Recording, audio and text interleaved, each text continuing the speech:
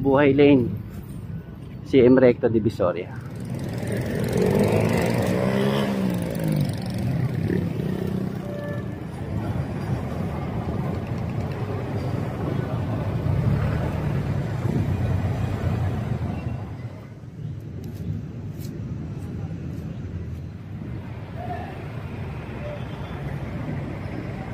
Mga tol, dito muna tayo sa may side ng Binondo para makita nyo yung balance dito.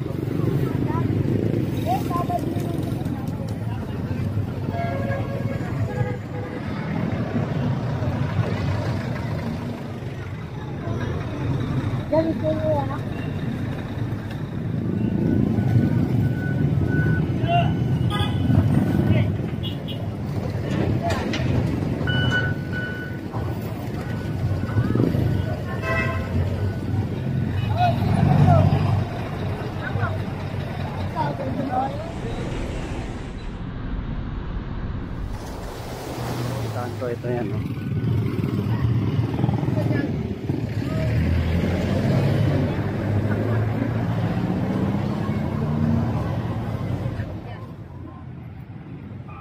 Sayang yung mga ganyang gulay, oh. Ito side. Yan. Tuloy-tuloy pa rin.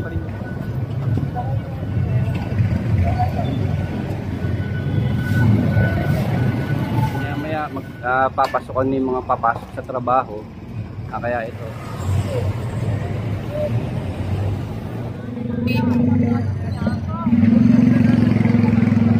makikita mo yung mga namumulot ng basura, tapos yun sinasagdak sa, pero ginagamit nila yun sa pang-bisyo nila. Kung matatandaan nyo, ito yung Ilaya, tapos yan yung mga ginawa ng ating gobyerno na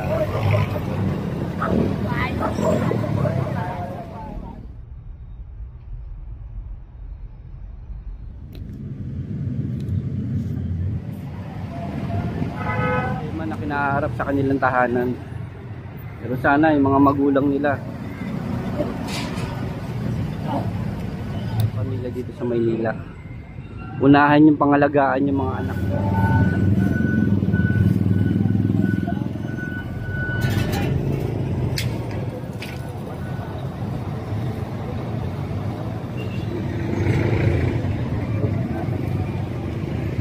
Kanilang ginagawa kasi nga hindi natin matiis.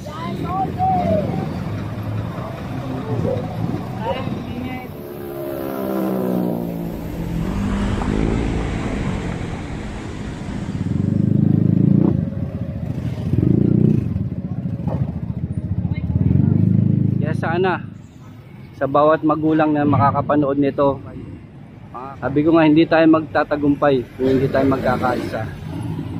Kaya ang kwento ng Maynila, ang tunay na kwento, ikaw, sila, tayo ang gumagawa ng bagong pahina ng kwento ng Maynila. See you again. Thank you po. Trabaho na ulit. Opo, trabaho na tayo, Yorme. Yorme.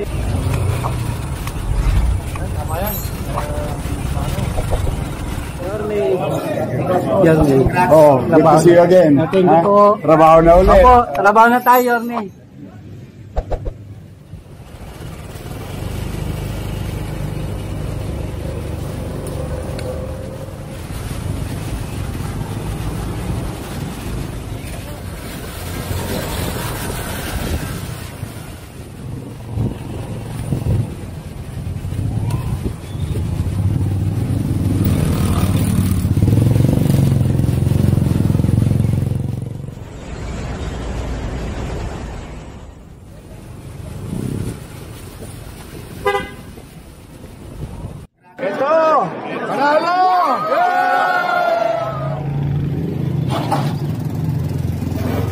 Yan, magandang umaga mga tol. Ito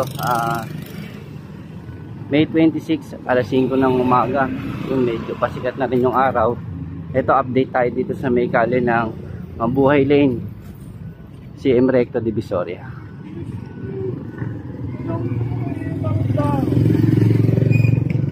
Para may update tayo.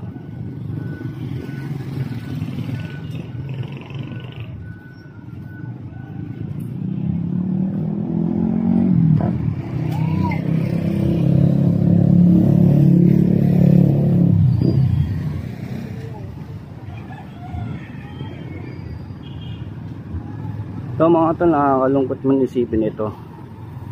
Talagang nasasanay na naman yung mga tiga rito na magtambak ng mga basura sa bawat kanto. Ito yan, oh.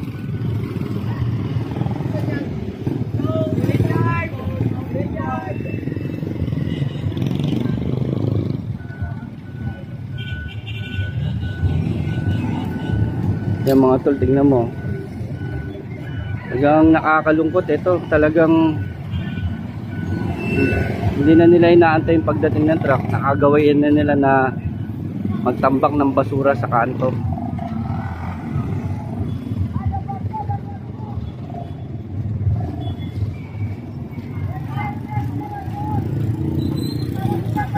Dito papunta tayo ngayon sa may ano, same recto. Yung mga bagsakan ng mga gulay tuwing gabi. Dito tayo ngayon para may update tayo.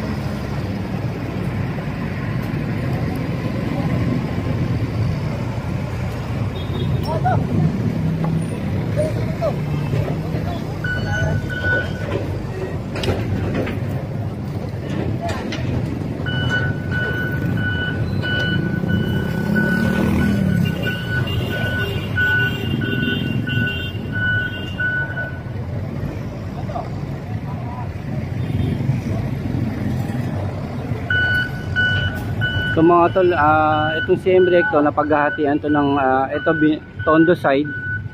Ito naman yung Binondo side.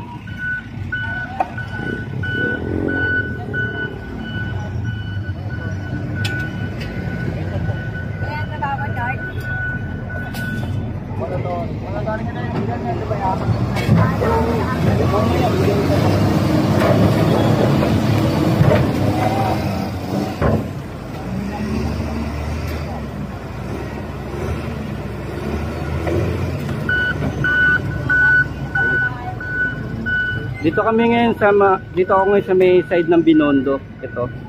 Etong side na to, Binondo side to. At ito, tuloy-tuloy pa rin yung paghakot ng basura. Yun nga. Maya-maya magpapasokan yung mga papasok sa trabaho. Kaya ito, minamadali na nila na mahakot dito sa side na to. Kasi dito sa side na to yung point ng mga sakayan sa kababaan ng mga nagtatrabaho natin mga kababayan. Ito mga tol, tinatayo natin na Binondo side to. Ito naman sa kabila, Tondo side to. Ito, Tondo side. Nung araw ito, ang gitna na to, may release ng tren dito eh.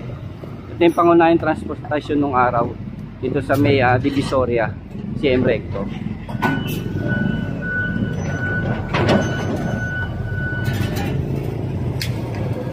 Matatandaan niya itong CM Recto, dating Iscaraga to. Ang street nito nung araw, Iscaraga Street, at ngayon napalitan na ng Claro M Recto. Dito tayo sa may gitna mismo, sa pagitan ng Binondo Tondo, CM Recto.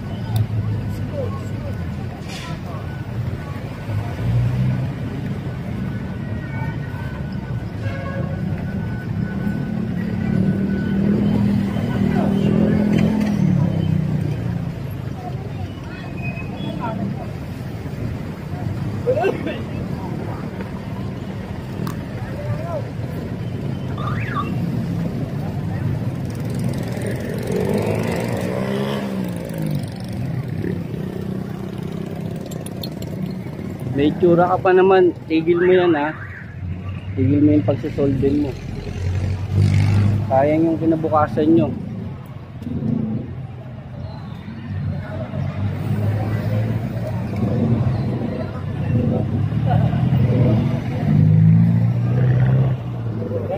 Brad, babata nyo pa.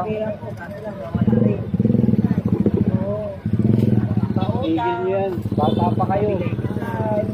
Nasayang niyo yung kinabukasan nyo. Naghahanap buhay kayo tapos nagbibisyo kayo. Sayang yung kinabukasan nyo, diba? Nagpapakapuyat kayo, nagpapakapagod kayo, naghahanap buhay kayo tapos nagbibisyo kayo. Sayang, baguhin niyo yung ano nyo, sarili nyo.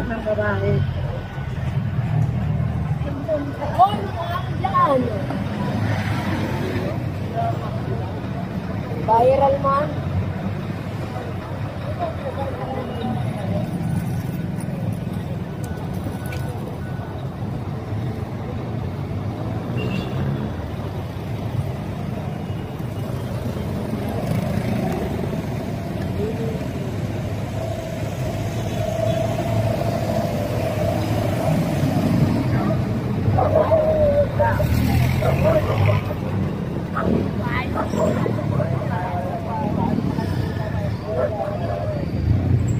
Biyaya niya, mga biyaya ko ninyo.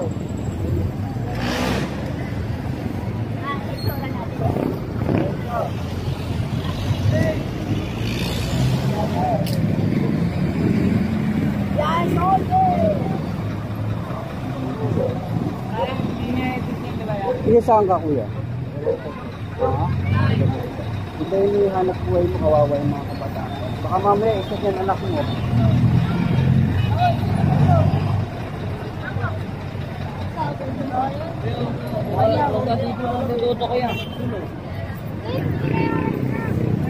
Naghahanap buhay kayo, tapos pinagsasabi nilang kaya. Ikaw. Ayusin niyo yan, kaya ng sarili niyo.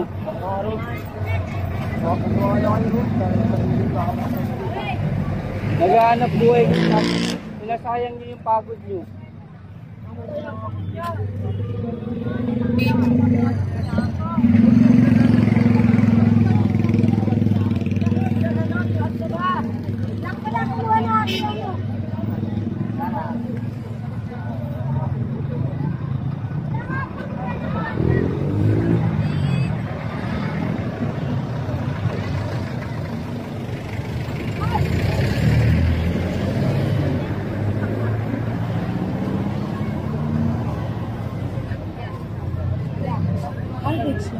Mundo ni Kiko. O kayo, baka nagsusolve din kayo ha. Huwag niyong gagayahin yung nakikita niyo ha. Mundo ni Kiko. Yayaman kayo pag nag-aaral kayo mabuti. Tama yan. Tapos mag-aaral pa rin kayo. Ha?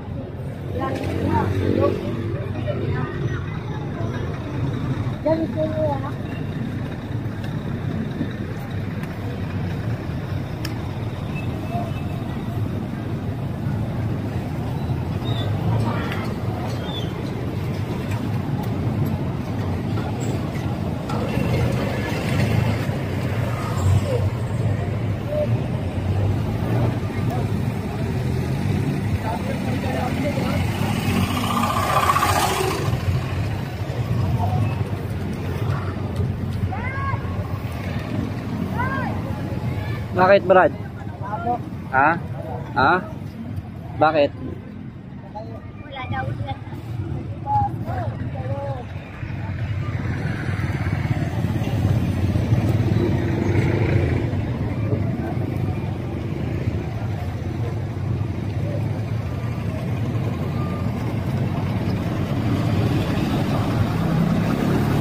Yan mga tol, dito muna tayo sa may side ng Binondo para makita nyo yung balance dito. Yun nga, nakakalungkot. Nakakita tayo ng mga kabataan dito.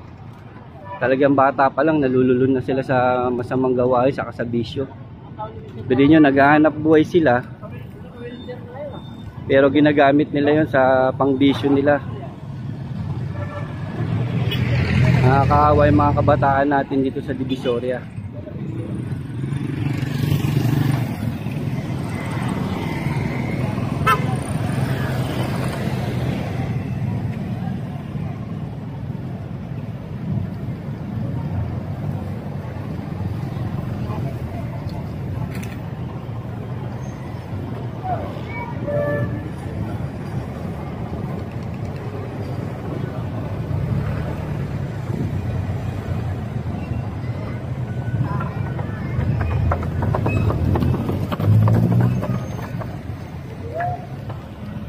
Pasensya na kung medyo nakialam tayo sa kanilang ginagawa kasi nga hindi natin matiis na makita natin sa murang edad nila yun na sasadlak na sila sa mga bisyo na hindi naman dapat.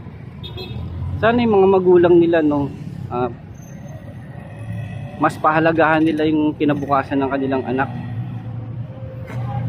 Hindi din natin sila masisisi kung kanilang ginagawa yun. Siguro dala na rin ng kanilang problema na kinaharap sa kanilang tahanan. Pero sana yung mga magulang nila mas pahalagahan nila yung kinabukasan ng anak nila. Huwag nilang kumbaga, huwag nilang bitawan, huwag nilang pagsawaan.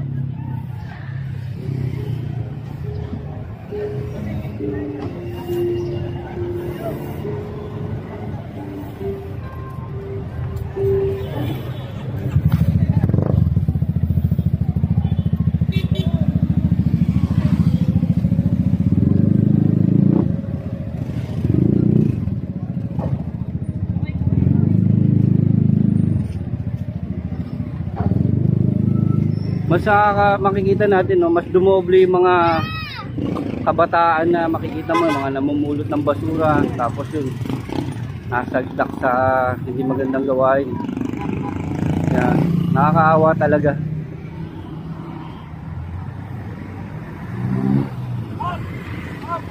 Sana mga magulang, palagahan nyo yung mga kinabukasan ng anak nyo.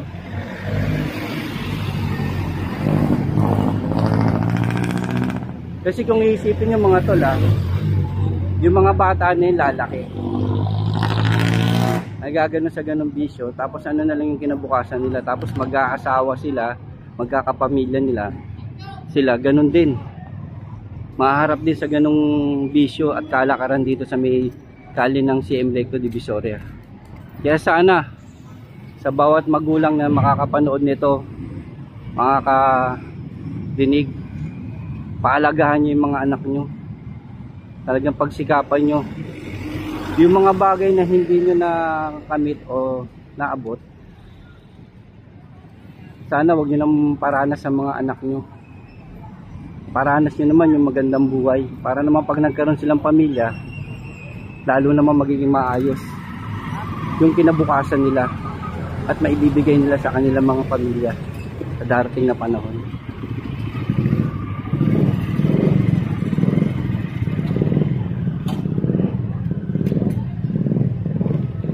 Kaya yung problema natin dito sa kali ng Maynila, lalo na rito sa may Divisoria, nagiging paulit-ulit lang.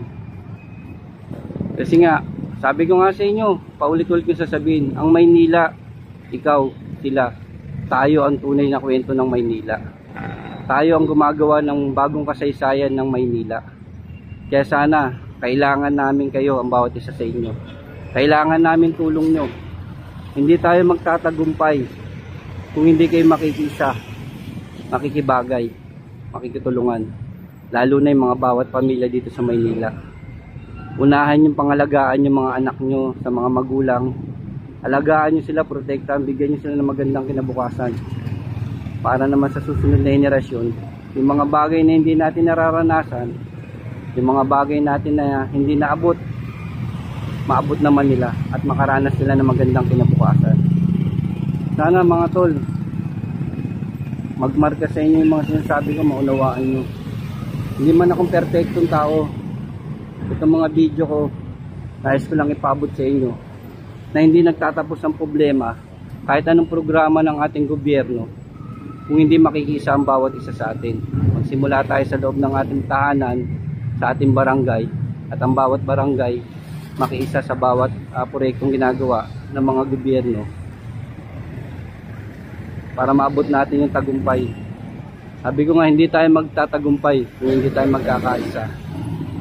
Kaya ang kwento ng Maynila, ang tunay na kwento, ikaw, sila, tayo. Tayo ang gumagawa ng bagong pahina ng kwento ng Maynila. Kung iisipin natin, problema na to noon pa to eh. Hindi pa tayo pinanganganak. Basura, obstruction, illegal parking, illegal vendor. Matagal na tong problema, pero nauulit pa rin. Pero sana suportahan niyo yung mga bawat ginagawa ng ating gobyerno. Sa uli, ang bawat isa sa atin makikinabang nito eh. Ikaw, sila, tayo, tayong lahat. Magtatagumpay ang ating gobyerno, tayo rin ang makikinabang.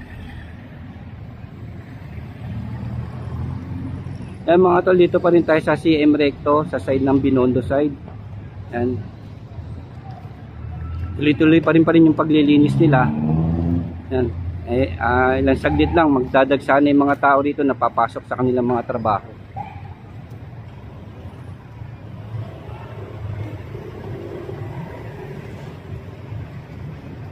Yan. Ito yung Ilaya. Kung matatandaan nyo, ito yung Ilaya. Tapos yan yung mga ginawa ng ating gobyerno na binigyan sila ng pwesto. Sana pangalagaan nila. Sana pahalagahan nila.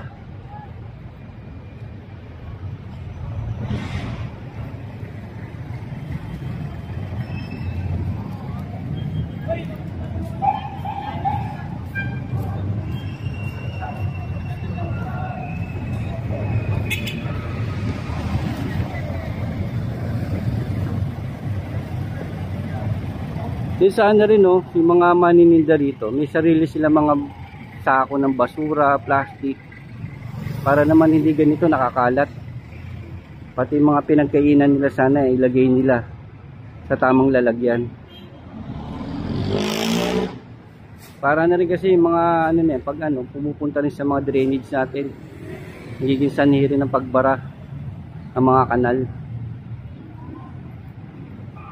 Sayang yung mga ganyang gulay, oh. Pwede yung pakain sa mga manok o kaya sa kung may mga alaga kayong baboy.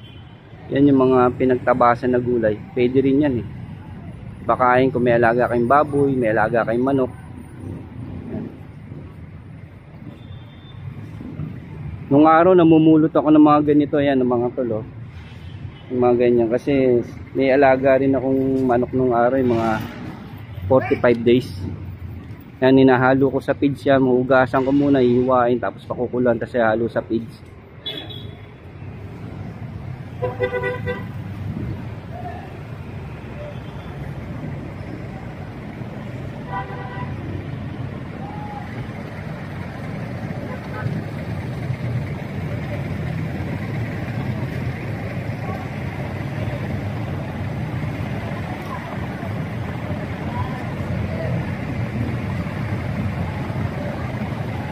Yan, dito naman ang sakayan din ng mga papuntang City Hall, papuntang San Juan, papuntang Santa Mesa, papuntang Tapasa. Yan, yung mga sasakyan yan at yung mga nanggagaling dito.